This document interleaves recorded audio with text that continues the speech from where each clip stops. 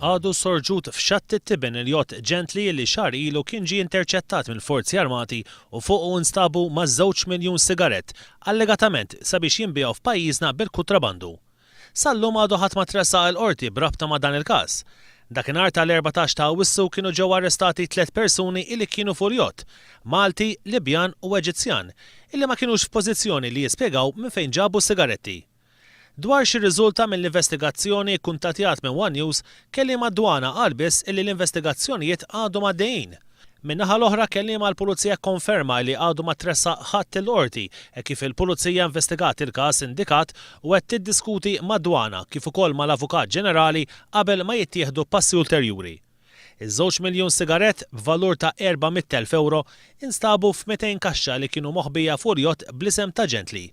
Is-sejba saret meta l-patrol boat P61 interċettat il-jott li kien madwar 20 mil nautiku fin-nofsinhar ta' Malta wara ħidma konġunta bejn l-Iskwadra Marittima tal-Forzi Armati, il-Pulizija u d-Dipartiment ta' Dwana.